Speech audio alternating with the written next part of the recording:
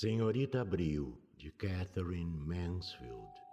Embora estivesse radiantemente bom, um céu azul polvilhado de dourado e grandes manchas de luz como vinho branco derramado sobre os jardins publiques, a senhorita Abril estava contente por ter decidido usar a sua pele. O ar estava imóvel, mas quando se abria a boca, havia apenas um vago calafrio, como o calafrio de um copo de água gelada antes de se beber, e volta e meia aparecia uma folha vagueante, vinda nenhures do céu. A senhorita Abril ergueu a mão e tocou sua pele. Que coisinha adorável! Era bom voltar a senti-la. Ela a havia retirado da caixa naquela tarde, sacudindo o pó das traças. Dera-lhe uma boa escovada e ilustrara os minúsculos olhinhos, devolvendo-lhes a vida. "O que está acontecendo comigo?" indagavam aqueles olhos tristes. Oh, como era delicioso vê-los brilhar de novo sobre o edredom vermelho. Mas o nariz, feito de alguma substância negra, não estava nada firme. Devia ter levado uma pancada, não se sabe como. Não tinha importância. Bastaria um pouco de lacre preto no momento oportuno, quando fosse absolutamente necessário. Malandrinha. Sim, era como se sentia em relação àquilo. Malandrinha, mordendo a cauda junto à sua orelha esquerda. Teria sido capaz de pegá-la, pousá-la no colo e acariciá-la. Sentiu um adormecimento nas mãos e nos braços, mas imaginou que aquilo se devia à caminhada. E quando respirava algo de leve e triste, não exatamente triste, algo suave parecia agitar-se em seu seio. Muita gente havia saído esta tarde, muito mais do que no último domingo, e a banda tocava mais alto e mais alegre. Era porque a temporada se iniciava. Embora a banda tocasse o ano inteiro aos domingos, nunca era o mesmo fora da temporada. Era como alguém que tocasse apenas para a família ouvir. Não tinha importância como tocavam se não houvesse ninguém de fora. E o maestro não estava de casaca nova. Ela tinha certeza de que era nova.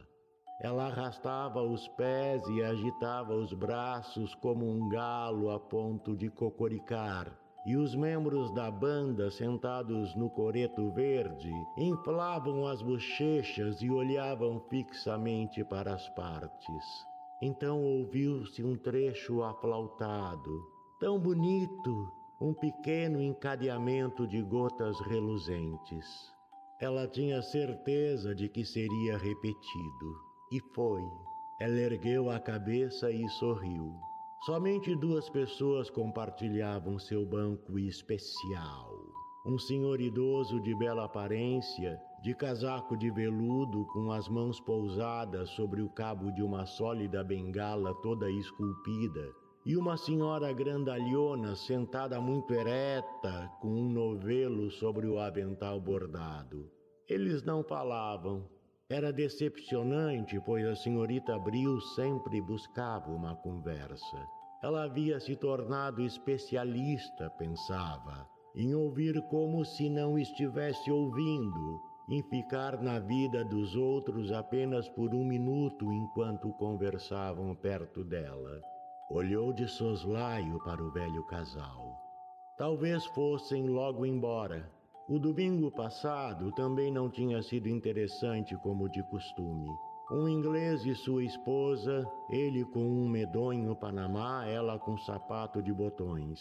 E o tempo todo ela falou que precisava usar óculos. Sabia que precisava, mas que não adiantava nada, pois com certeza se quebrariam e não parariam no nariz. E ele foi tão paciente. Sugeriu de tudo. Armação de ouro, daquelas que prendiam atrás das orelhas, pequenas almofadas no cavalete sobre o nariz. Não, nada agradava a mulher. Eles vão ficar sempre escorrendo do meu nariz. A senhorita Abril sentiu vontade de sacudi-la. Os velhos estavam sentados no banco, imóveis como estátuas. Não importava, sempre havia a multidão para observar. De um lado para outro, diante do canteiro de flores e do coreto, casais e grupos desfilavam, paravam para conversar, cumprimentavam-se, compravam buquês de flores do velho mendigo que prendia seu tabuleiro nos gradis. Crianças pequenas corriam entre eles, pulando e rindo, menininhos com grandes laçarotes brancos de seda sob o queixo, menininhas, pequenas bonecas francesas com vestidos de veludo e renda. E de vez em quando, um garotinho desgarrado aparecia subitamente cambaleando por entre as árvores, parava, olhava e então sentava pesadamente no chão, até que sua mãezinha acorria pressurosa, como uma jovem galinha que vem ralhando resgatar a cria. Outras pessoas sentavam nos bancos e nas cadeiras verdes, mas eram quase sempre as mesmas, domingo após domingo, e a senhorita Abril reparava com frequência, havia algo engraçado em quase todas elas. Eram esquisitas, silenciosas, quase todas idosas, e pelo modo como fitavam os outros pareciam ter acabado de sair de pequenos cômodos escuros ou até mesmo de armários. Atrás do coreto, árvores esguias de flores amarelas caindo. Por entre elas apenas a linha do mar e mais além o céu azul com nuvens de veios dourados. Tum tum tum tiri tum tum tum tiriri tum tum tum tum tum tum tiriri tum tum tá. Atacava a banda. 2 jovens de vermelho foram chegando e 2 jovens soldados de azul as encontraram e riram e formaram pares e se afastaram de braços dados. 2 mulheres com aspecto agradável, com curiosos chapéus de palha, passaram, graves, puxando 2 belos burricos cinzentos. Uma freira de ar gélido, pálida, passou apressada. Uma mulher bonita apareceu e deixou cair o seu buquê de violetas e um menino correu atrás dela para entregar suas flores. E ela pegou e jogou-as longe como se estivessem envenenadas. Que coisa! A senhorita Abril não sabia se admirava aquilo ou não. E agora um chapéu de arminho e um cavalheiro de cinza paravam bem na frente dela. Ele era alto, emperdigado, sério, e ela usava o chapéu de arminho que devia ter comprado quando o cabelo era amarelo. Agora tudo, o cabelo, o rosto, até mesmo os olhos, era da mesma cor do surrado arminho. E sua mão na luva que foi tirada e que ela passou de leve nos lábios era uma pata minúscula, amarelada. Ah, ela estava tão contente em vê-lo, encantada. Ela chegou mesmo a pensar que iriam se encontrar naquela tarde. Ela descreveu por onde estivera, todos os lugares, aqui, acolá, à beira-mar. O dia estava tão agradável, ele não achava? E quem sabe ele, talvez... Mas ele sacudiu a cabeça, acendeu um cigarro, soltou lentamente uma baforada no rosto da mulher e, enquanto ela ainda falava e ria, jogou longe o fósforo e foi embora. O chapéu de arminho ficou só. Ela sorria mais animada do que nunca, mas até mesmo a banda de música parecia saber o que ela estava sentindo e tocou com mais suavidade, tocou com ternura, e a batida do tambor não cessava de repetir: que grosso, que grosso, que grosso, que grosso, mais e mais. O que ela faria? O que iria acontecer agora? Enquanto a senhorita Abril remoía seus pensamentos, o chapéu de Arminho voltou-se e levantou a mão como se tivesse visto outra pessoa muito mais agradável, bem do outro lado, e afastou-se com passos miúdos. E a banda passou para outra música, e agora tocava mais rapidamente, mais alegre do que nunca. O casal idoso, sentado no banco da senhorita Abril, levantou-se e foi embora.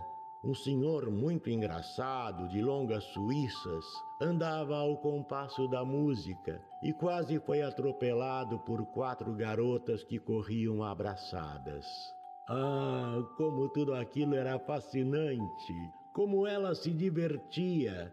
Como gostava de sentar aqui observando tudo! Era como uma peça de teatro, exatamente como uma peça de teatro. Quem iria acreditar que o céu lá atrás não era pintado? Mas foi só quando um cãozinho marrom surgiu trotando, e trotando se afastou como um cãozinho de teatro, um cãozinho que parecia ter sido drogado, é que a senhorita Abril descobriu o que tornava tudo aquilo tão excitante. Todos eles estavam num palco. Eles não eram apenas a plateia, não se limitavam apenas a assistir. Eles estavam atuando. Até mesmo ela tinha um papel e comparecia todo domingo. Não havia a menor dúvida de que alguém teria notado se ela se ausentasse. Afinal de contas, fazia parte da encenação. Que estranho não ter pensado antes que as coisas eram assim.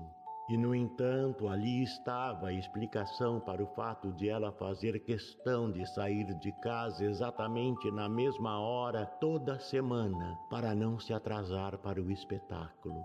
Isso explicava também porque ela ficava intimidada, envergonhada de contar a seus alunos de inglês como passava as tardes de domingo. Não era de admirar. A senhorita Abril quase riu em voz alta. Estava no palco. Pensou no senhor idoso que é inválido, para quem lia jornais 4 tardes por semana, enquanto ele adormecia no jardim. Ela havia se acostumado com a cabeça frágil apoiada no travesseiro de algodão, os olhos fundos, a boca aberta e o nariz afilado. Se ele tivesse morrido, ela talvez levasse algumas semanas para notar e nem teria se importado. Mas subitamente ele saberia que o seu jornal estava sendo lido por uma atriz. Uma atriz! A velha cabeça erguia-se. 2 pontos de luz brilhavam nos velhos olhos. Uma atriz? A senhora é atriz? E a senhorita Abril alisava o jornal como se fosse o texto da peça e dizia com delicadeza: sim, sou atriz há muito tempo. A banda tinha feito uma pausa. Agora recomeçava, e o que tocava era algo cálido, embora contivesse um ligeiro calafrio. Algo... O que era mesmo? Não era tristeza. Não, tristeza não era. Algo que dava na gente vontade de cantar. A música elevou-se, a luz brilhou e pareceu à senhorita Abril que dali a pouco todos eles, o elenco inteiro, começariam a cantar. Os jovens, aqueles que riam e passeavam juntos, começariam, e as vozes dos homens, muito resolutas e ousadas, se juntariam às deles. E em seguida ela também e os outros sentados nos bancos, eles entrariam com uma espécie de acompanhamento, algo em surdina que mal se levantava ou abaixava, algo tão belo, comovente. E os olhos da senhorita Abril se encheram de lágrimas e ela, sorrindo, olhou para os outros membros do elenco. Sim, nós compreendemos, pensou, embora não soubesse o que eles compreendiam. Exatamente naquele momento, um rapaz e uma moça apareceram e sentaram-se no lugar onde estivera o velho casal. Vestiam-se lindamente, estavam apaixonados. O herói e a heroína chegavam, é claro, do iate do pai dele, ainda cantando sem emitir um som sequer, ainda com aquele seu sorriso trêmulo. A senhorita Abril preparou-se para ouvir. Não, agora não, disse a jovem. Aqui não posso. Mas por quê? Por causa dessa velha idiota sentada na ponta do banco? Perguntou o rapaz. Afinal de contas, por que ela vem aqui? Quem quer saber dela? Por que não deixa trancada em casa sua cara velha e murcha? O que eu acho engraçado é a pele que ela está usando, disse a jovem dando uma risadinha. Parece um peixe frito. Ah, vá dando fora daqui, disse o rapaz num murmúrio enfurecido. E em seguida, e então, ma petite chère? Não, aqui não, disse a jovem. Ainda não. A caminho de casa, ela costumava comprar uma fatia de bolo de mel na doceira. Era seu luxo dominical. Às vezes havia uma amêndoa na fatia, às vezes não. Aquilo fazia uma grande diferença. Se havia uma amêndoa, era como levar para casa um presentinho, uma surpresa, algo que poderia muito bem não ter estado lá. Ela se apressava em comer a amêndoa aos domingos, acendia o fósforo e punha a água para ferver com muito ímpeto. Mas, naquele dia ela passou pela doceira sem entrar. Subiu as escadas, entrou em seu quarto acanhado e escuro, seu quarto que parecia um armário, e sentou-se sobre o edredom vermelho. Ficou ali durante muito tempo. A caixa onde ela guardara a pele estava sobre a cama. Ela desenganchou rapidamente a pele e rapidamente, sem olhar, guardou-a na caixa. Mas quando pôs a tampa, pensou ter ouvido alguma coisa chorar. Do narrador. Carlos Eduardo Valente é ator, diretor de teatro, dublador, narrador de audiobooks e também formado em psicologia. 65 anos de vida bem vivida e cheio de histórias para contar, mas prefere contar e interpretar as histórias dos outros. Até tenta escrever um pouco, mas não tem a disciplina necessária como tem nessas outras áreas citadas. Depois de morar 20 anos em Porto Alegre, voltou a Pelotas, onde se formou em psicologia. Morou em São Paulo um bom tempo e agora mora em Florianópolis, para onde voltou depois de 13 anos longe da ilha. Sempre na batalha por novos desafios. Também brinca com fotografia e edição de vídeos, porque viver é bom demais. Contato: carlão50@gmail.com